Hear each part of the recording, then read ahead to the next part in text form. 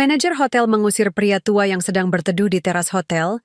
Hal yang mengejutkan pun terjadi ketika pemilik hotel tahu, ternyata orang tua itu adalah...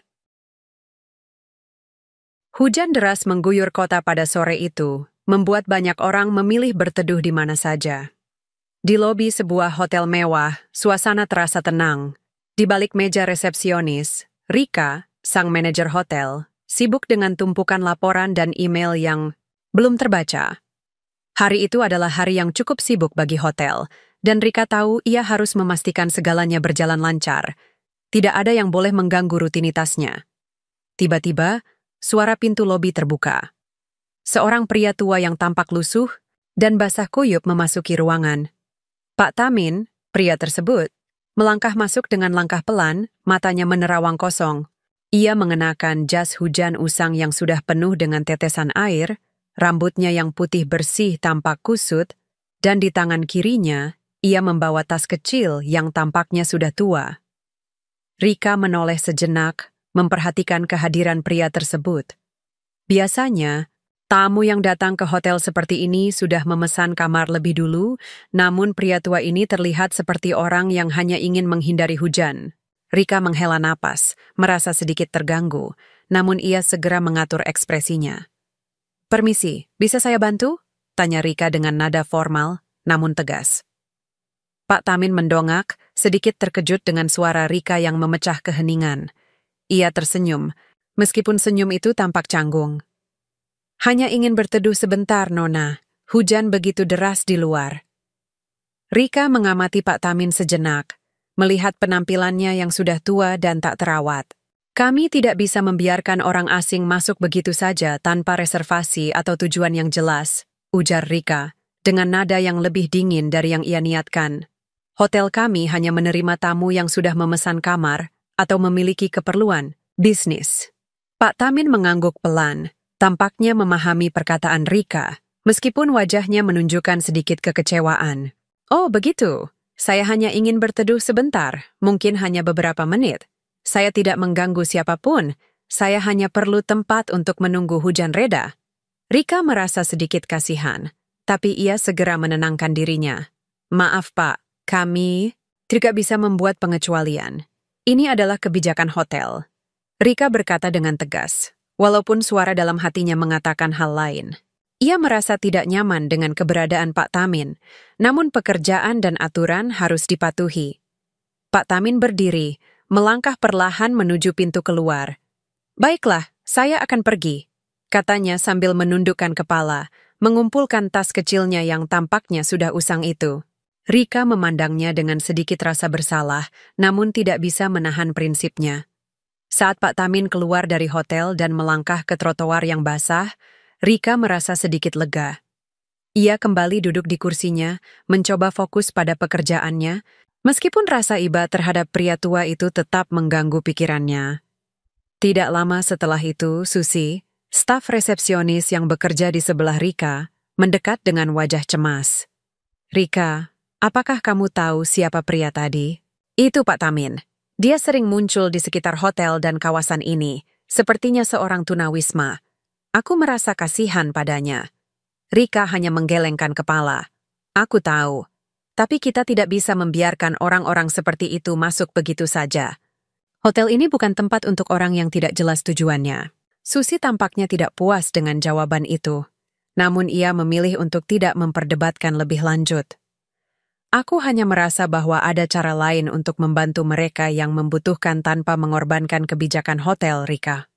Rika hanya diam, menatap layar komputernya. Ia tahu Susi memiliki sisi empati yang lebih besar, tapi baginya, aturan adalah aturan. Hotel ini adalah tempat untuk tamu yang membayar, bukan tempat berlindung untuk orang asing yang hanya datang tanpa tujuan. Namun, meskipun ia berusaha untuk meyakinkan dirinya sendiri, ada rasa tidak nyaman yang muncul di hati Rika. Bayangan Pak Tamin yang menunduk pergi dari hotel terus menghantui pikirannya. Apakah keputusan yang ia buat itu benar? Apa yang akan terjadi pada Pak Tamin setelah hujan reda? Tapi Rika tidak memiliki waktu untuk meragukan keputusan itu. Tugasnya adalah memastikan operasional hotel berjalan lancar. Hari itu berakhir seperti biasa, Tetapi rasa kesal terhadap dirinya sendiri tetap ada. Pak Tamin mungkin hanya seorang pria tua yang berteduh, tetapi ia mewakili sesuatu yang lebih besar. Sebuah peringatan bahwa terkadang kita terlalu terjebak dalam rutinitas dan aturan, sehingga melupakan sisi kemanusiaan. Di luar hotel, hujan terus mengguyur kota, dan Rika tidak tahu bahwa keputusan kecil yang ia buat hari itu akan membawa dampak besar bagi hidupnya. Dan mungkin juga bagi Pak Tamin. Arga, pemilik hotel, baru saja kembali dari perjalanan bisnis yang cukup panjang. Setelah beberapa hari sibuk di luar kota, ia akhirnya bisa kembali ke rumah dan hotel milik keluarganya. Hotel yang diwarisi dari orang tuanya yang telah berhasil menjadi salah satu tempat penginapan mewah di kota ini. Arga mengagumi pencapaian tersebut, meskipun ia tidak terlibat langsung dalam operasional sehari-hari. Baginya, fokus utama adalah menjaga nama baik hotel dan memastikan keuangan tetap stabil. Saat ia memasuki lobi hotel pada sore itu, suasana tampak lebih tenang dari biasanya. Rika sedang duduk di meja resepsionis, matanya tertunduk pada laptop, sibuk mengerjakan laporan dan meninjau email. Beberapa staf terlihat sedang membersihkan area sekitar, sementara tamu-tamu yang ada lebih memilih berada di ruang tunggu atau kamar masing-masing. Arga mendekat ke meja resepsionis dan tersenyum pada Rika, yang dengan cepat menyapa dan memberikan laporan singkat mengenai keadaan hotel. Namun, ada yang tidak biasa pada suasana kali ini. Rika tampak sedikit gelisah, seolah ada sesuatu yang mengganjal. "Rika, ada yang tidak beres?" tanya Arga, mencoba mencari tahu apa yang sedang mengganggu Rika. Rika menatapnya sejenak lalu menghela napas. Sebenarnya, ada satu hal yang cukup mengganggu. Tadi, ada seorang pria tua datang ke sini. Dia tampak seperti tunawisma. Hujan sangat deras dan dia hanya ingin berteduh sebentar, tapi saya terpaksa mengusirnya. Ini sesuai dengan kebijakan hotel kita. Tamu yang masuk harus melakukan reservasi atau memiliki tujuan yang jelas. Arga mengerutkan kening, tak habis pikir dengan cerita Rika. "Apa maksudmu? Mengusir orang hanya karena ingin berteduh? Bukankah kita juga harus menunjukkan sisi kemanusiaan dalam menjalankan bisnis ini?" Rika merasakan ketegasan dalam suara Arga dan merasa sedikit cemas. "Tapi kita tidak bisa membuat pengecualian, Arga. Jika kita membiarkan satu orang masuk tanpa prosedur yang benar, itu bisa membuka peluang bagi orang lain untuk menyalahgunakan kebijakan kita." Namun, Arga tetap merasa tidak nyaman dengan cara Rika menangani situasi itu. "Ceritakan lebih banyak siapa pria itu?" tanyanya dengan nada serius. "Saya tidak tahu banyak, hanya tahu dia sudah beberapa kali terlihat di sekitar sini. Sepertinya dia tidak punya tempat tinggal tetap, hanya duduk-duduk di taman atau sekitar area hotel," jawab Rika sambil merapikan beberapa dokumen. Arga terdiam sejenak. Pak Tamin, pria tua yang disebutkan Rika, adalah seseorang yang telah ia lihat beberapa kali di sekitar kawasan itu, tapi tidak pernah benar-benar memperhatikannya. Kini, setelah mendengar cerita ini, Arga merasa ada sesuatu yang tidak beres.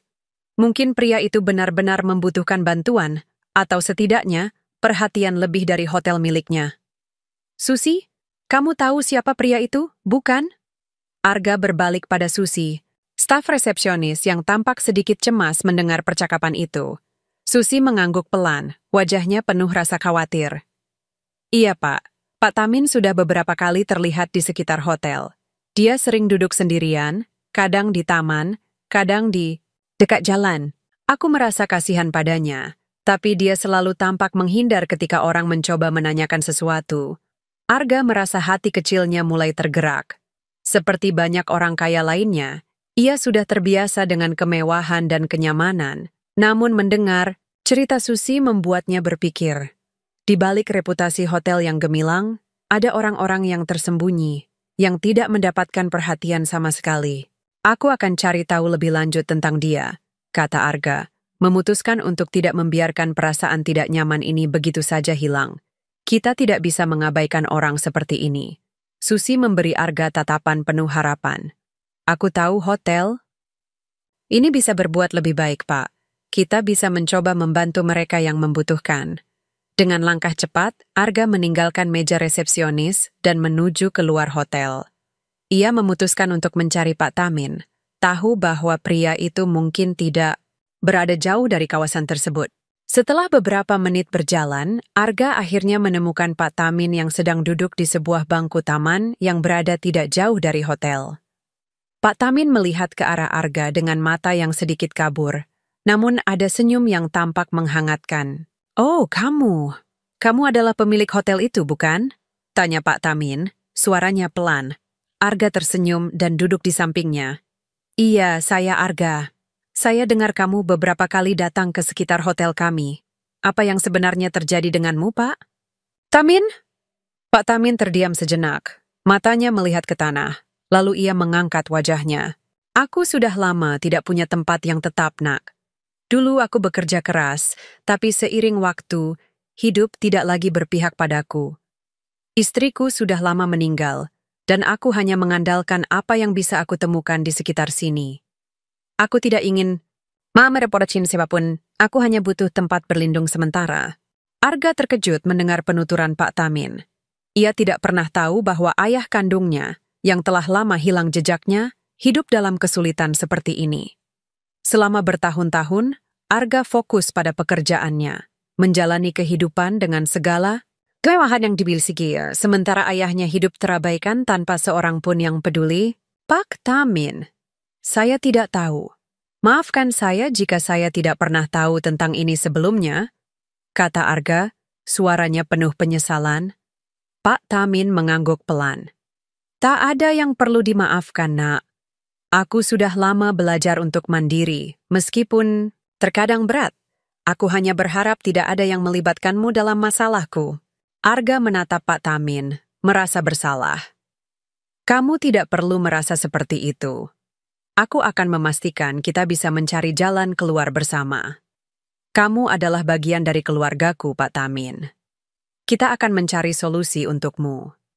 Di luar hujan mulai reda, namun sebuah kenyataan pahit baru saja terungkap dalam hati Arga. Pak Tamin adalah ayah kandungnya, yang selama ini ia abaikan begitu saja. Arga bertekad untuk memperbaiki hubungan itu, meskipun ia tahu itu akan menjadi perjalanan yang tidak mudah. Arga berjalan pulang dengan kepala penuh pikiran. Malam itu, langit tampak cerah meskipun sisa-sisa hujan masih tampak basah di jalanan. Selama bertahun-tahun, Arga sudah terbiasa dengan kemewahan dan kehidupan yang serba ada. Namun, pertemuannya dengan Pak Tamin, pria tua yang ia anggap sebagai orang asing yang hanya mencari tempat berlindung dari hujan, telah merubah segalanya. Kembali ke rumah, Arga merasa gelisah. Ia duduk di ruang tamunya yang luas, namun pikirannya terfokus pada percakapan terakhirnya dengan Pak Tamin. Sesuatu yang besar dan tak terduga telah terungkap. Pak Tamin bukanlah orang sembarangan, dan ternyata ia adalah ayah kandung Arga sendiri. Ayah yang selama ini hilang dari kehidupannya, yang bahkan tidak diketahui oleh Arga kemana ia pergi setelah berpisah dengan ibunya beberapa dekade lalu. Arga menghubungi ibunya, meminta penjelasan tentang Pak Tamin. Ia tahu bahwa percakapan dengan ibunya bisa menjadi sangat emosional. Telepon pun tersambung dan suara ibu Arga terdengar di ujung telepon. "Arga, kamu kembali lebih cepat dari yang aku kira." Suara ibunya terdengar lembut. "Ibu, ada yang perlu aku tanyakan," jawab Arga dengan suara yang lebih serius. "Apa benar Pak Tamin itu ayahku? Apa yang terjadi dengannya? Kenapa aku tidak pernah mendengar tentang dia?" Ada keheningan sejenak di sisi ibu Arga. "Arga, itu adalah cerita yang panjang. Setelah kalian bercerai, aku tidak ingin kamu terpengaruh oleh ketidakstabilannya. Dia memang orang yang baik, tetapi ada banyak hal yang terjadi di luar kendali. Mau kita..." Arga menghela napas, merasa bingung dan terluka. "Aku tidak tahu apa-apa tentang dia, bahkan aku tidak tahu dia hidup atau tidak. Kenapa aku tidak diberitahu?" Ibu Arga kemudian menjelaskan lebih lanjut. Ternyata, setelah berpisah dengan Arga dan ibunya, Pak Tamin mulai terjerat masalah finansial dan emosional. Kehilangan pekerjaan, masalah kesehatan, dan akhirnya perceraian dengan ibunya membuat Pak Tamin hidup terpuruk. Arga, yang waktu itu masih kecil, tidak pernah mengetahui bahwa ayahnya menghilang dari kehidupan mereka. Dia memang selalu merasa malu, Arga. Tidak ingin mengganggu hidupmu. Tapi aku tahu dia sangat mencintaimu, ujar ibunya dengan suara lembut, penuh penyesalan. Dia pergi tanpa memberi kabar, berharap kamu bisa hidup lebih baik tanpa memikirkan masalahnya. Mendengar penjelasan itu, Arga merasa hatinya dipenuhi perasaan campur aduk. Ia merasa marah, kecewa, tetapi juga terharu. Ibunya benar, Pak Tamin. Mungkin telah memilih untuk menghilang demi kebaikan Arga, tetapi itu juga berarti ayahnya menanggung kesendirian dan kesulitan hidup tanpa ada seorang pun yang peduli. Malam itu, Arga duduk termenung di ruang tamunya, berusaha mencerna semua yang baru saja ia dengar. Pikirannya terus melayang kembali ke pertemuannya dengan Pak Tamin. Pria tua itu mungkin telah lama terlupakan, tetapi ia memiliki kenangan yang mendalam tentang Arga. Bagi Pak Tamin, meskipun terpisah selama bertahun-tahun, Arga tetaplah anaknya yang ia cintai. Keputusan untuk mencari tahu lebih lanjut tentang kehidupan Pak Tamin menjadi semakin kuat di hati Arga. Pagi-pagi sekali, setelah istirahat sejenak, Arga memutuskan untuk menemui Pak Tamin lagi. Kali ini, ia ingin lebih banyak berbicara, ingin mendengar cerita dari sudut pandang ayahnya. Setelah menyiapkan beberapa hal di kantor, Arga kembali menuju taman tempat Pak Tamin sering terlihat. Ia berjalan perlahan, menyusuri jalan setapak yang basah. Hatinya penuh pertanyaan yang belum terjawab. Apa yang bisa ia lakukan untuk membantu ayahnya? Apakah sudah terlambat untuk memperbaiki hubungan mereka?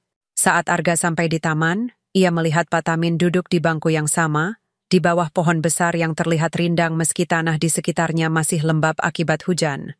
Pak Tamin tampak lebih tenang dari pertemuan sebelumnya. Ketika Arga mendekat, pria tua itu menoleh dan tersenyum. Senyum yang lembut, tetapi penuh kehangatan. Arga. Pak Tamin menyapa dengan suara pelan namun jelas. Aku tahu kamu datang untuk berbicara lagi. Maafkan aku kalau aku membuatmu terkejut kemarin. Arga duduk. Di sebelahnya, menatap ayahnya dengan perasaan yang sulit dijelaskan. Tidak, Pak. Tidak ada yang perlu dimaafkan. Aku hanya ingin tahu lebih banyak tentangmu.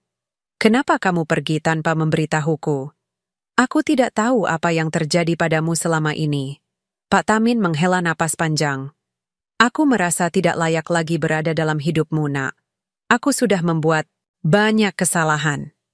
Ketika aku sadar bahwa hidup kami tidak berjalan seperti yang kuinginkan, aku merasa aku tidak bisa lagi menjadi ayah yang baik untukmu. Aku memilih untuk menjauh agar kamu bisa hidup lebih baik tanpa harus memikirkan aku. Air mata mulai menggenang di mata Pak Tamin. Arga merasa hatinya teriris mendengar penuturan itu. Ia tidak tahu bagaimana rasanya menjadi seorang ayah yang harus mengorbankan kebersamaan demi kebaikan anaknya. Arga menggenggam tangan Pak Tamin dengan lembut. Aku tidak pernah membencimu, Pak, kata Arga dengan suara pelan. Aku hanya merasa kehilangan. Sekarang aku mengerti kenapa kamu pergi, tapi kita masih bisa memperbaiki semuanya. Kita masih punya waktu, Pak. Pak Tamin menatapnya dengan mata penuh haru. Kamu baik sekali, Nak. Aku tidak tahu apakah aku pantas mendapatkan maaf darimu, tapi aku sangat bersyukur kamu masih ada di sini. Di bawah langit yang cerah, Arga dan Pak Tamin duduk bersama, berbicara lebih banyak tentang masa lalu mereka yang terlupakan setelah. Mereka tidak tahu apa yang akan datang, tetapi mereka yakin, meskipun terlambat, ada kesempatan untuk memperbaiki segala yang telah hilang. Pagi itu, Arga tiba lebih awal dari biasanya di hotel. Setelah pertemuan yang penuh emosi dengan Pak Tamin, ia merasa ada banyak hal yang perlu dipertimbangkan. Kehidupan hotel dan hubungan keluarganya kini seakan berada pada titik pertemuan yang tak terelakkan. Sambil duduk di ruang kantornya, Arga merasa terbelah antara tanggung jawabnya sebagai pemilik hotel dan rasa kasih sayang yang mulai tumbuh untuk ayahnya, yang selama ini ia anggap telah menghilang begitu saja. Rika, yang sedang berjalan menuju ruang kantornya, mendengar langkah Arga dan kemudian mengetuk pintu. Ketika Arga mengizinkannya masuk, wajah Rika menunjukkan kegelisahan yang jelas. Ia tahu bahwa pembicaraan yang akan terjadi kali ini tidak bisa dihindari. "Arga, aku ingin meminta maaf," kata Rika dengan nada hati-hati. "Aku tahu aku seharusnya tidak mengusir Pak Tamin kemarin, dan aku seharusnya bisa lebih peka dengan situasi itu." Arga menatapnya sejenak, tak langsung berkata apa-apa. Rika merasa cemas melihat raut wajah Arga yang serius. Ia tahu bahwa pengusiran Pak Tamin itu adalah keputusan yang tak bisa diterima begitu saja oleh Arga, apalagi setelah mengetahui hubungan mereka. Rika melanjutkan, "Aku terlalu terfokus pada kebijakan hotel dan tidak cukup melihat sisi kemanusiaan. Aku tahu itu salah, dan aku ingin meminta maaf. Aku seharusnya lebih peka." Arga mengangguk perlahan. "Rika, aku mengerti niatmu untuk menjaga profesionalisme. Tapi, apa yang terjadi dengan Pak Tamin bukan hanya soal kebijakan hotel. Ini soal kemanusiaan.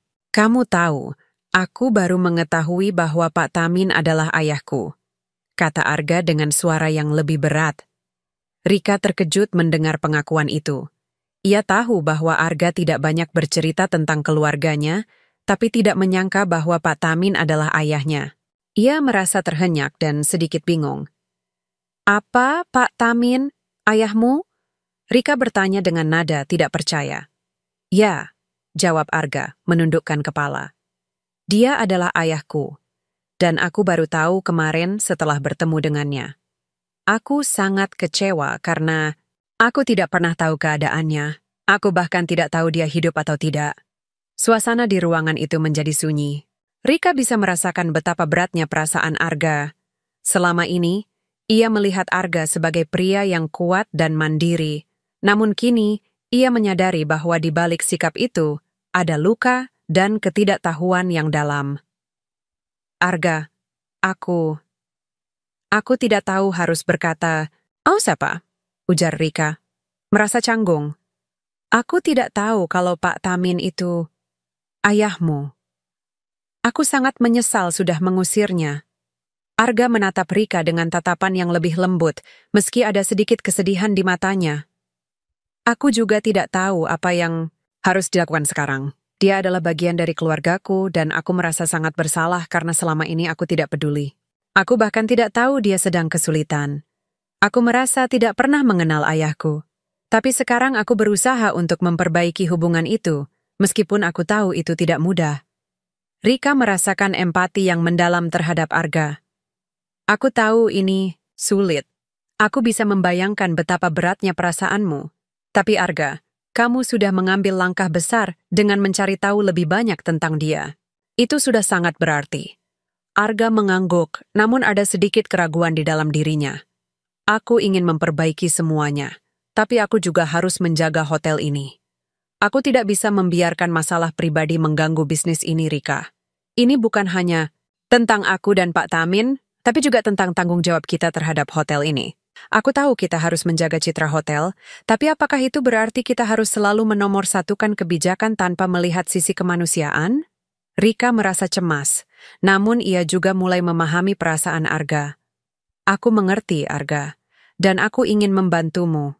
Mungkin kita bisa mencari cara untuk menyeimbangkan semuanya, menjaga kebijakan hotel, tapi tetap peduli terhadap mereka yang membutuhkan. Aku akan mendukungmu." Percakapan itu berlanjut dengan lebih banyak tanya jawab dan diskusi tentang apa yang bisa mereka lakukan untuk mengubah kebijakan hotel tanpa mengorbankan integritasnya. Arga tahu bahwa tidak mudah untuk membuat perubahan besar dalam sebuah bisnis yang sudah mapan, tapi ia merasa bahwa apa yang telah terjadi dengan Pak Tamin harus menjadi titik balik bagi dirinya. Ia tidak bisa terus-menerus menutup mata terhadap sisi kemanusiaan yang harus ada dalam setiap keputusan yang diambil, terutama ketika berhubungan dengan orang-orang yang tidak memiliki suara untuk memperjuangkan hak mereka. Pada siang harinya, Arga memutuskan untuk berbicara dengan Susi, yang selama ini cukup dekat dengan situasi Pak Tamin. Susi lebih peka terhadap kebutuhan orang lain dan sering mengingatkan Arga tentang pentingnya empati dalam menjalankan bisnis ini.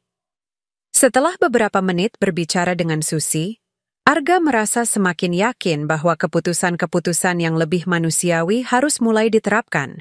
Mereka mulai merancang beberapa perubahan dalam kebijakan hotel, seperti memberikan akses yang lebih mudah bagi orang yang membutuhkan tempat berteduh sementara tanpa harus memesan kamar terlebih dahulu.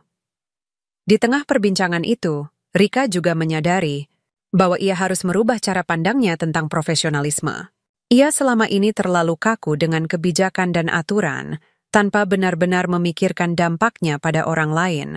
Meskipun aturan tetap penting, ia mulai mengerti bahwa sedikit kebaikan dan empati bisa memberikan dampak yang jauh lebih besar daripada sekadar menjalankan rutinitas yang tak berjiwa.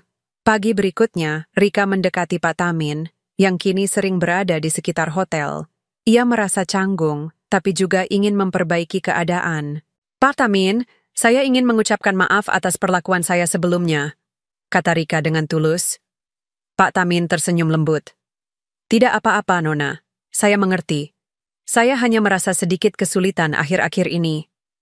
Jika Anda membutuhkan tempat berlindung, kami akan lebih dari senang untuk membantu," ujar Rika, merasa lebih lega setelah mengatakannya. Pak Tamin menatapnya dengan tatapan penuh rasa syukur. "Terima kasih, Nona. Saya akan ingat itu." Dengan langkah pasti, Arga dan Rika mulai mengubah cara mereka menjalankan hotel. Mereka mulai memperkenalkan kebijakan yang lebih inklusif dan peduli, tanpa meninggalkan prinsip dasar mereka sebagai tempat penginapan profesional. Dan meskipun perjalanan itu penuh tantangan, mereka yakin bahwa inilah langkah yang harus mereka ambil untuk memperbaiki hubungan yang telah lama hilang dan menjaga nama baik hotel. Bukan hanya sebagai tempat untuk tidur, tetapi sebagai tempat yang juga peduli pada setiap orang. Hari itu, Arga memutuskan untuk bertemu dengan Pak Tamin lagi. Ia merasa sudah waktunya untuk menunjukkan betapa besar perubahan yang telah terjadi, baik dalam dirinya maupun dalam cara hotel mereka akan berjalan ke depan. Sejak pertemuan terakhir dengan Pak Tamin, Arga merasa lebih terhubung dengan ayahnya, meskipun banyak hal yang harus diselesaikan dan diperbaiki. Di dalam dirinya, ada semangat baru untuk memperbaiki hubungan yang selama ini terputus dan menciptakan ruang untuk kebaikan. Setelah beberapa minggu mencoba menata kembali hubungan dengan Pak Tamin, Arga mulai merasakan perubahan besar dalam dirinya. Keinginan untuk benar-benar mengenal ayahnya, yang selama ini terabaikan, menguat. Arga tahu bahwa banyak hal yang harus dia lakukan, tetapi sekarang, dia merasa lebih kuat dan siap untuk menghadapi kenyataan.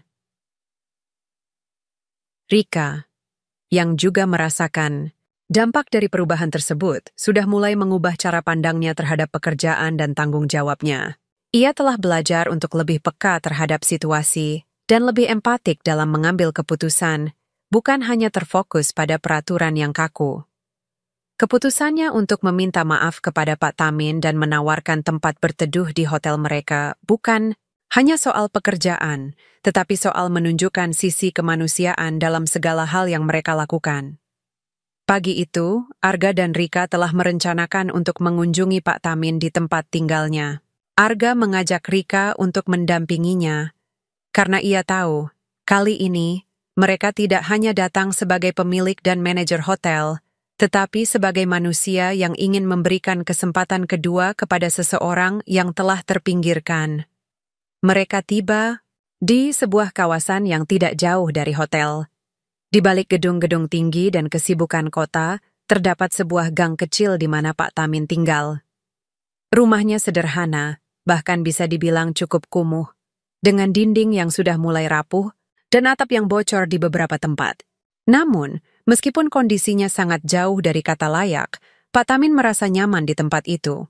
Saat Arga dan Rika tiba di depan rumah Pak Tamin, mereka melihat pria tua itu sedang duduk di kursi kayu di depan rumah, tampak sibuk memperbaiki tas. Usangnya. Ketika Pak Tamin melihat mereka datang, ia tersenyum, meskipun senyum itu penuh keraguan. "Arga, Rika, kalian datang ke sini." Suara Pak Tamin terdengar pelan, namun penuh kehangatan. Arga tersenyum lembut. "Pak, kami ingin mengajak Anda untuk tagar di hotel kami. Kami akan menyediakan tempat yang layak untuk Anda. Anda tidak perlu khawatir lagi." Pak Tamin terdiam, seolah tidak percaya dengan apa yang didengarnya. Ia menatap Arga dan Rika dengan tatapan yang penuh haru.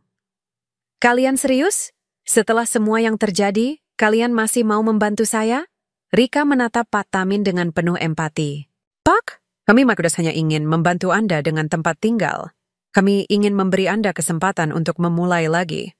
Tidak ada yang lebih penting bagi kami daripada melihat Anda kembali merasa dihargai. Pak Tamin menunduk, air mata mulai mengalir di pipinya. Ia tidak tahu harus berkata apa. Perasaan terharu dan terkejut bercampur dalam hatinya. Aku tidak tahu harus berkata apa. Aku tidak pernah membayangkan ada yang akan peduli padaku lagi. Aku terlalu lama hidup dalam bayang-bayang kesalahan masa lalu. Arga mendekat dan meraih tangan Pak Tamin dengan lembut. Pak, setiap orang berhak diberi kesempatan kedua. Anda adalah ayah saya, dan saya ingin kita bisa memperbaiki hubungan ini. Saya ingin mengenal Anda lebih baik, dan saya ingin kita menjadi keluarga lagi. Pak Tamin menggenggam tangan Arga, merasa seolah beban hidupnya yang selama ini begitu berat mulai terangkat. Terima kasih, Nak. Terima kasih telah memberiku kesempatan untuk kembali menjadi bagian dari hidupmu. Dengan penuh rasa, haru Pak Tamin setuju untuk tinggal di hotel mereka. Arga dan Rika mengantarnya kembali ke hotel, tempat yang akan memberikan Pak Tamin kenyamanan yang selama ini ia impikan.